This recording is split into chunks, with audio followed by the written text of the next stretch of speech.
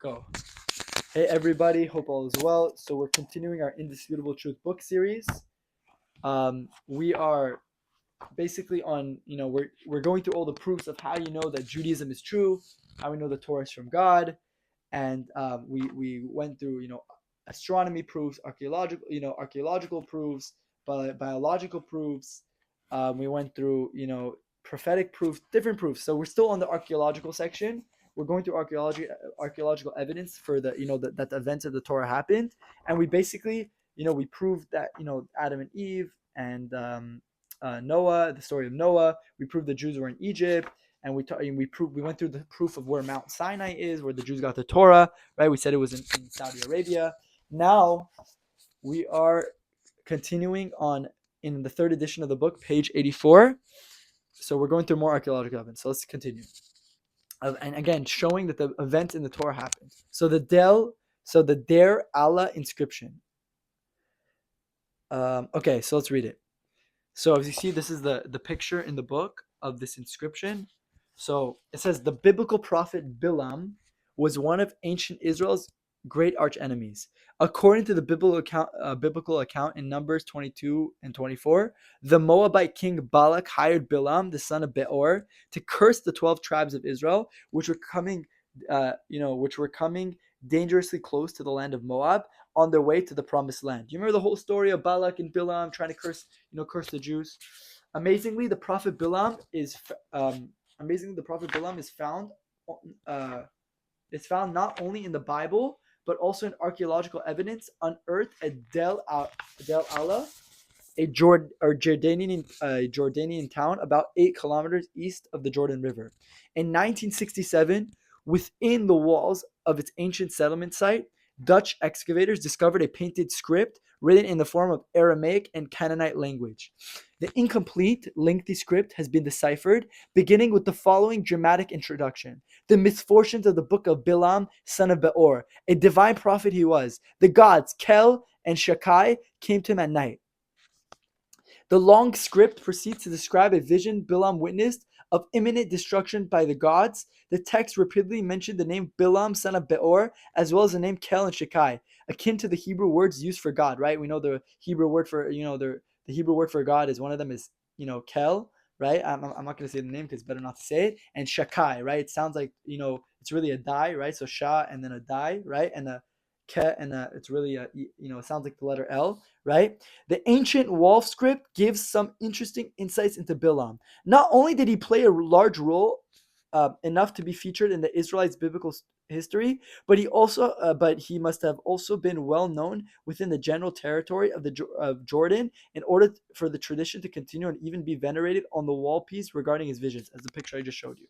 The inscriptions the inscription's indication of his stature matches with the biblical implication that Balaam was a renowned prophet, one quite famous for the king of Moab to personally seek out his assistance. The Der Allah discovery was the first inscription to identify an Old Testament prophet. This is another strong piece of evidence that the events and peoples in the Jewish Bible are real, not fiction. Again, there's biblical evidence for the characters in the Bible. So if someone tells you, oh, how do I know the Torah exists? Oh, archaeological evidence. This is your archaeological evidence here. This is literally Balaam, the prophet who tried cursing the Jews, evidence for his existence. You can't get better than that, And the fact that it also mentioned that, he's a prophet and, the Jewish gods, like, right? That's a great proof right there. Okay, archaeological proof number 6 and then number 7. And then we, obviously there's way more archaeological proofs, but, let's do number 6 and 7. Tell Dan Stele. It's called the King David inscription. So if you look in the book right here, this is how the inscription looks. It's written right here. Okay. So Tell Dan Stele, King David inscription. Prior to 1933, a group of scholars known as the Copenhagen School questioned King David's existence. Basically said, this King David, he probably didn't exist. In 1933, there was an excavation in the north of Israel in a place called Tell Dan, where a stone inscription was uncovered. The inscription dates to about a century and a half after King David had lived. The inscription was written by a king named Hazael of Aram. Okay, Aram is modern-day Syria. This king Hazael is mentioned in the Bible, the second book of Kings, chapter 8 through 13. So he's one of the kings of in the Bible. The inscription goes on to say that King Hazael was in a good mood because he won a decisive military victory over a king from the house of David. So if there's a king from the house of David, then what does that mean? It means that there was likely a King David, right? Which is evidence of the existence of the central biblical figure. Again, proof for King David, because this king, basically fought, he defeated somebody from the house of David, right? So again, what does it mean, house of David? From King David, right? From his lineage. Fine. One of the kings of Israel, and if you go through the history of the Tanakh, you see all the kings. Fine. Archaeological evidence number 7, if you see right here, okay, it's called the Merneptah Stele. The Merneptah was a pharaoh who ruled over Egypt in the late 13th century BCE. In 1896, renowned British archaeologist Flinders Petrie discovered a stone slab engraved with the description of Merneptah's military victories in Africa. This is significant because it contains the earliest known reference to the Israelites outside of the Bible.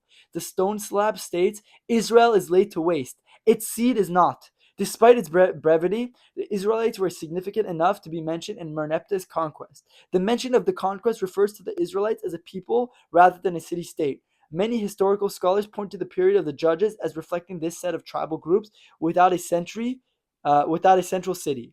This still is evidence that the ancient Israelites existed. Fine. Again, another archaeological evidence. We finished our archaeology section. Now we're on page 86. Now we're getting to a new set of proofs. New set of proofs that prove that, Judaism could have never been, made up by a human being. We call them the psychology proofs. Excuse me. Okay, so page 86 on the bottom of the 3rd edition of the book.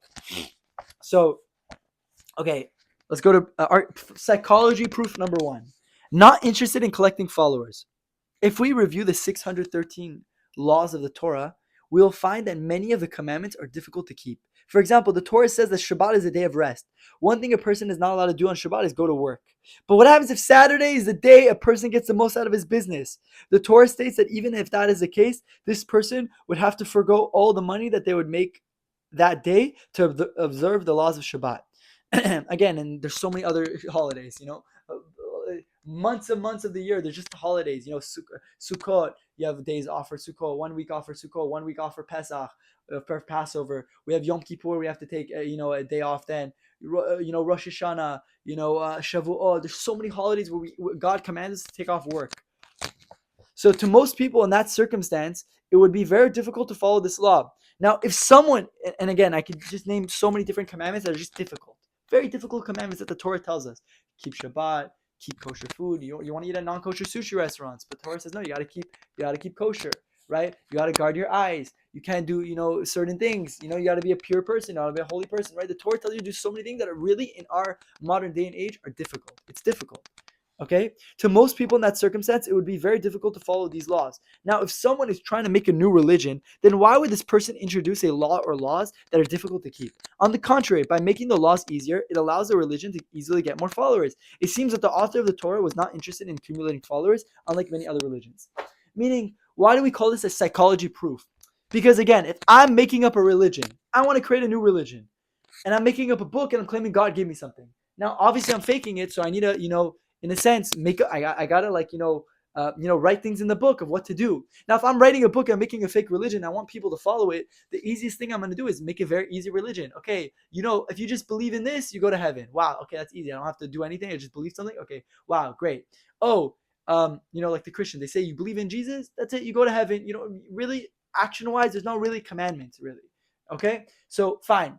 Or if I want to, or I'll say, okay, be a good person. I won't really explain what that means. Just be a good person. Okay, I'll be a good person. Whatever my definition of a good person. Okay, that's easy. That's also easy to keep that commandment. Okay, once a day, you just gotta say, I love you, God. Okay, great. Another easy commandment, right? So these are easy commandments. If I'm making a religion, I'll make very easy commandments for people to keep. Why? Because if someone's creating a religion, they want to get followers, they want to get money, they want to get fame. So they're trying to build something. So if you want to get the most people, most people are not going to convert to a religion that's hard. That's why Christianity, for example, it started with Paul. Paul knew he wanted to get, basically spread Judaism to non-Jews. And he said, listen, these non-Jews, they're not going to do circumcision. They're not going to chop off their private part in the and do circumcision, right? They're not gonna keep Shabbat. They're not gonna keep kosher. Like, what is this? It's too much for them. These guys are not gonna do it. No one's gonna convert. So what did he do? He made a new form of Judaism, which he totally went against. He went against Judaism, and he made a whole new religion called Christianity. So he dropped circumcision. He dropped things. That was he dropped the hard commandments to make the religion easy for people to join and convert, right? So if I'm making up the Torah, why would I ever just write a book that's so difficult, so challenging, so many hard things to do? Like, again, it's defeating the purpose of what I'm trying to do, of trying to accumulate followers. I'm actually asking people to run away. That's how you know it's the truth. That's how you know. Because that's why Jews, unlike other religions, everyone's trying to go convert people. Let's accumulate. We say no. You don't need to convert. You want to go to heaven? If you're a non-Jew, just be actually a good person. Keep the 7 laws of Noah, which means not to kill, not to steal, not to do sexual immorality, not to, do animal cruelty, to believe in God, not to curse God, to have courts, right? Do all that, not to murder, whatever. Do all that, you go to heaven. You don't need to convert to Judaism. We actually tell people who want to convert, please don't convert. It's not easy to convert. There's, keeping Shabbat and kosher is not easy to be a Jew. It's a responsibility. And if you're not able to do it, don't take a risk. Yeah? But the religions that are, in a sense, not from God, so they want to get as many people as possible, so they make it easy, right? But the real religion, like we just proved that Judaism is from God, is not worried after getting followers. If somebody seriously want to join, but the truth is the truth. We don't have to make things easier to get people to join in. If someone wants to join, they'll join. But that's the idea. That's what we call a psychology proof, proving that they're not interested in collecting followers. Again, the author, to show that, the Torah, probably a human being didn't make it up. Fine. Let's go to proof number 2. Psychology proof number 2. This is unbelievable. So we know the sabbatical year. We call that the Shemitah. So another psychological proof that the Torah is from God can be seen with the Shemitah year, the sabbatical year, which is more relevant in the past when people's income was based mainly on agriculture. Okay? So let me just give a background of what that is. Basically, the Torah says, if you in the land of Israel, that the Jewish people, just like we keep Shabbat, we keep the Sabbath. 6 days of the week we work, we do acts of creation, right? Work doesn't mean just to go to work and not make money. Work means, the word melacha means acts of creation. Don't plow, don't do laundry, don't light fire, don't do build stuff like that. Don't destroy. Those are acts of creation. There's 39 of them. Now, on the 7th day, you rest from those 39. So God said, one of the commandments the Jewish people have for the ones who live in Israel, not outside of Israel, is that I want you to do the sabbatical year. I want you for 6 years to work the land. You could do whatever you want for 6 years, but on the 7th year, completely desist from plowing, sowing, doing anything to the land. I want you to leave the land to settle and let the land rest, in a sense. Now, I saw actually scientifically that's one of it's very smart, that idea of letting the land rest. Why? Because you let if you keep working and working the land, all the nutrients don't get a chance to replenish into the land. But if you let the land rest, then all the bacteria and all the worms and all that kind of stuff, they create more nitrogen. You're giving them time to put more nutrients in the ground. So you basically it's going to be even better. You're going to probably have whatever more food, right? It's going to be healthier to grow food in that thing. Whatever, that's the scientific explanation. But the idea is that God said 6 days work, and the 7th year for 1 year rest the land. Okay. Now you know what the Shemitah is. That's what we call Shemitah. So let's go back. So another psychological proof that the Torah is from God can be seen with the Shemitah year, the sabbatical year, which is more relevant in the past when people's income was mainly based on agriculture. Yet the Torah makes an unimaginable statement that in the 7th year, the entire Jewish people, millions of people, are not allowed to work their field, as the verse says. Okay, so I'm reading Leviticus chapter 25, verse 3-4.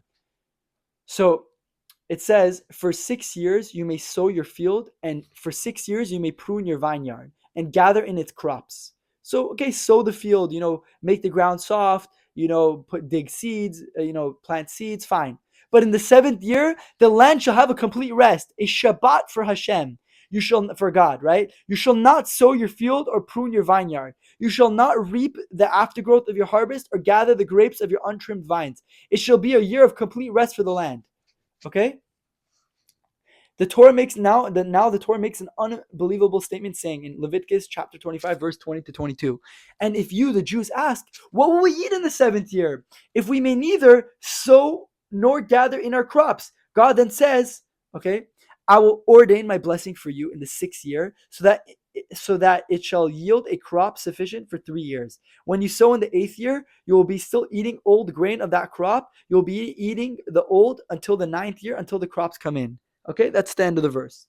So the Torah is basically saying, I want you to rest the land for 6 years, and on the seventh year, I want you to, 6 years work the land, 7 years rest the land. Now the Jews ask God, for 1 year we can't plant and seed. We're going to be, first of all, that year, what are we going to get food from? Secondly, okay, if I don't plant for this year, I'm not going to also have food for next year. Oh my gosh, God, what are you saying? And God says, don't worry. I got you. I'm God. Didn't I create the world? Yeah. Don't worry. I'm going to make sure that when you plant, when you do that, when you keep the Shemitah, that in the, which year did it say? That in the sixth year, you're going to grow so much crop. So the sixth year is going to be the last year. So the year 1 through 6, you're going to work. And then if you're planning to keep 7, the year 7 to think, the year 7 to do Shemitah, God said, don't worry, on the sixth year, there's going to be so much produce that it's going to last you for the sixth year, the seventh year, and the eighth year. So the seventh and eighth year are going to be affected because you can't grow. But don't worry, because you listen to me, until food kicks in on the ninth year, because on the eighth year you're allowed to start planting, and in the ninth year the crop will come. Don't worry, the sixth year will provide you food for 3 years. Okay, now guys, think of that. If somebody made the Torah, they're basically making a very crazy promise. I don't know how somebody could promise that. So let's listen. We see here that God makes a promise in the Torah that in the sixth year, considerably more crops will grow than usual. That will suffice for the next 3 years, the sixth, seventh, and eighth year, until the Shemitah year, the sabbatical year, is well past. Okay, meaning crops will grow in the sixth year, enough for the sixth, seventh, and eighth year. Okay, again, we know that most of the nation were farmers back then. So this commandment would be extremely difficult to keep. Why would a person who's trying to make a new religion make such a hard commandment? People's livelihood back then relied on them working their fields and having a yearly crop. Thus, this commandment would be extremely unlikely to be kept. Now, in fact, it does not even end there. God then promises that if you do not work for that one sabbatical year on the seventh year, then as a reward for keeping the law, the land will produce more food than it usually does for the next 3 years. This is an unbelievable statement, because who could make such a promise to millions of people like this other than God? If somebody wanted to make up a religion, it would be extremely illogical for the author to make such a promise. If the time comes and the land does not produce the extra crops as promised, the book will be disproven and people will completely abandon it. Now, if our ancestors who at one point lived in Israel saw that this promise of extra crops was false, they would have quickly dropped their religion because of this critical mistake. The fact that our ancestors still stayed Jewish suggests that this promise of the extra crop was fulfilled. Again, who in such a world can make such a promise to a nation of millions of people? Why make such an absurd, radical, and easy to debunk claims? Only the creator of the universe could confidently make such a promise and fulfill it. Guys, the craziest proof. The person who gave the Torah is telling you, don't worry. For 6, 7, and 8 years, you'll produce so much land and crop. I promise you. Don't worry, I'll take care of you if you just listen to me. Guys, go show me one religion where the person who made up the religion made such a claim like that. You will never, ever find such a thing. It's impossible to make such a claim. The only one who can make such a claim is God, the creator of the universe. Because God said, I created the world. Yeah, so obviously, that's how the world works. This is a proof. I think such a beautiful proof showing that the Torah, the Jewish Bible, the Torah, the Torah the Jews study could have only been given from the creator of the universe, disproving every other religion. There's no other religion that makes a claim. Why? Because they're man-made. Man-made religions don't make claims like this. But God-given religions, the religions that actually the word of God, do make such claims. So again, very, very powerful proof right there that the Torah is from God. So that's just a little bit. Let's see another proof, similar proof. Okay? Aliyat la regel, pilgrimage to the temple. Okay, so as you see the images here, this is the temple, the Bet HaMikdash. Okay, the Jews 3 times a year would travel here, and this is this is the western wall, one of the walls surrounding the temple. Okay, one of I think the outer walls, whatever. But these are all the Jews in the world 3 times a year would travel there. Okay, but this is a modern picture. But imagine this for thousands of years. Jews have been doing that. Okay, so the Torah states. Okay, in Exodus 34,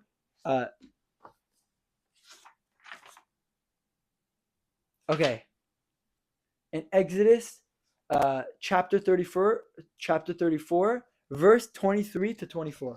Okay, so let's read this. Aliyah l'regel, pilgrimage to the temple. So timing wise, I think we are okay. I think we're almost done. Let's finish all the proofs. We're almost done with all the proofs. Let's go. We have 2 more pages. Let's finish it and let's continue for the guys on Zoom. Okay, let's go. So Aliyah l'regel. The Torah states, okay, again, Exodus chapter 34, verse 23 to 24. The Torah states, 3 times each year, all your males shall present themselves before God the Master, the Lord of Israel. When I banish the nations from before you, and I widen your border, no one will be envious of your land when you go up to appear before the Lord your God 3 times each year.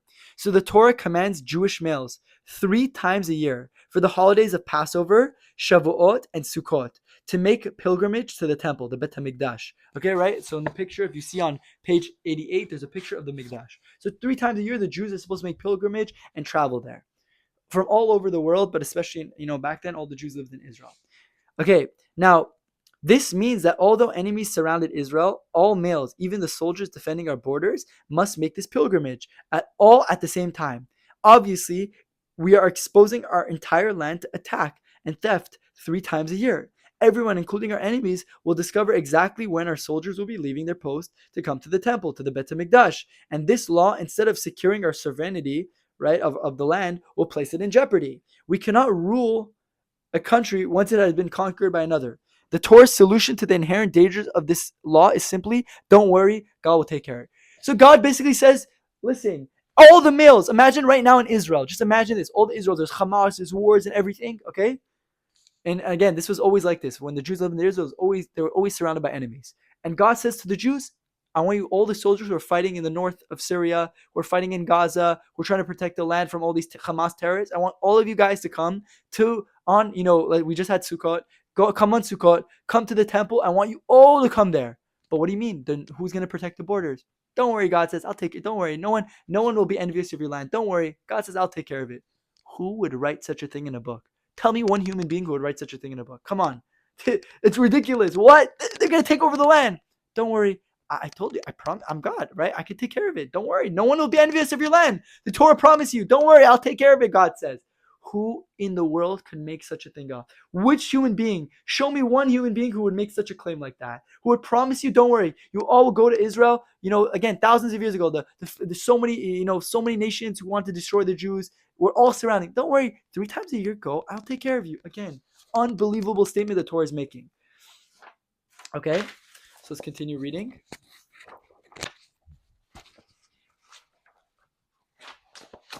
Sorry about that. Okay, so whoever gave the Torah to the Jewish people felt confident enough to guarantee them that during the holidays of Passover, Shavuot, and Sukkot, no enemy would invade their land, in spite of the fact that there would be no male soldiers to defend the land. This truly boggles the mind. If the Torah was not from God, who could guarantee this? Why would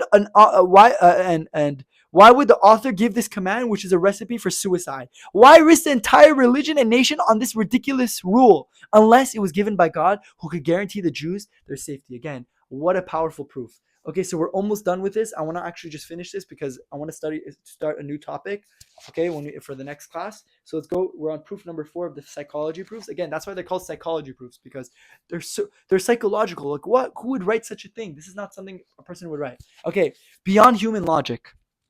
In addition, we also find that many Torah commandments cannot be understood by using human logic. Many of them go against human logic. For instance, the entire concept of the red cow, right, in Numbers 19, the idea that in the I'm going to read the footnote here. In the times of the Jewish temple, the Bet HaMikdash, the red heifer, the red cow, was used for purification of those who had come into contact with the dead.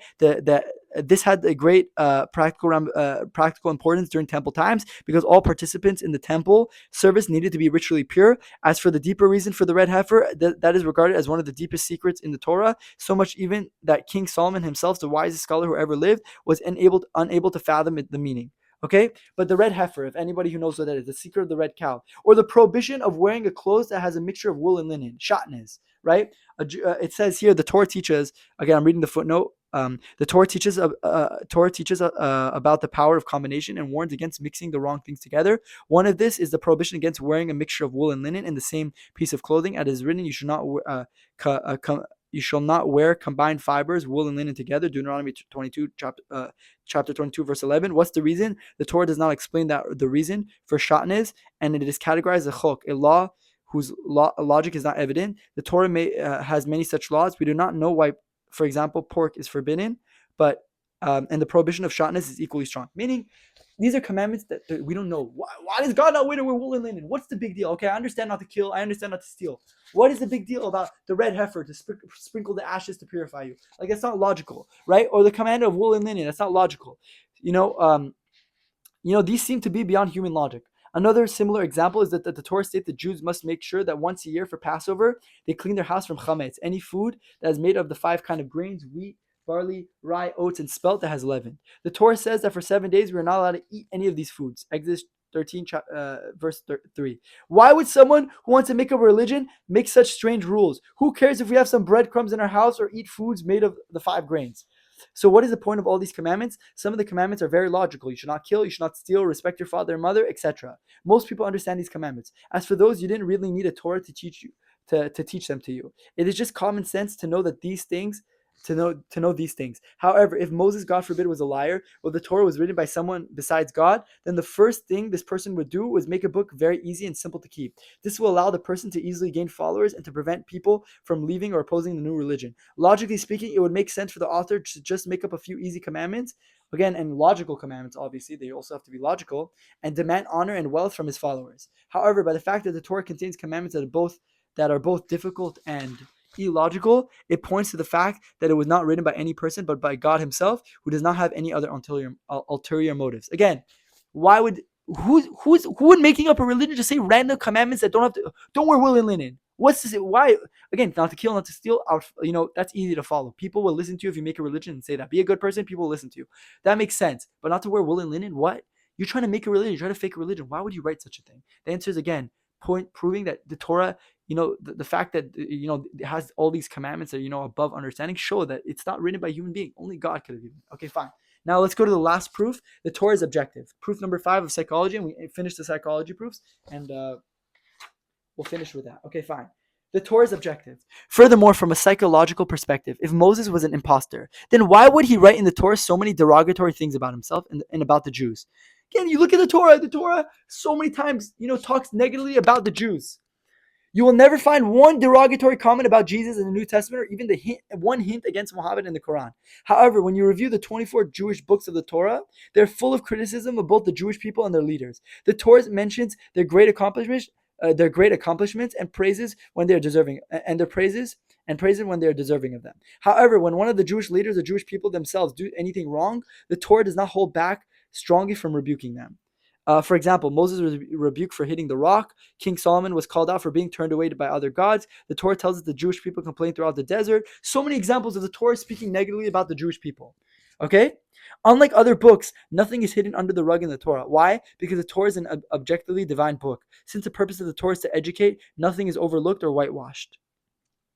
All other religious books written by people were biased, and they obviously were not interested in writing the truth about themselves. Instead, they wrote only what they wanted you to know, the information that benefits them personally. However, since the Torah is divine, it gives us an objective picture and criticizes the prophets and people when necessary. The idea is the fact that the Torah itself, is not like biased, and the Torah mentions the flaws. The story of King David, there's so many stories that if someone was making a book, why would Moses, if he was faking a book, why would he write stuff about himself like that? Why would he write that he hit the rock and he was never allowed to go into Israel? Why would King David, why would they write in the book about King David that he did the sin, with Bathsheba? And obviously, this whole story is very, very deep. You have to go look into it. But why would they mention that?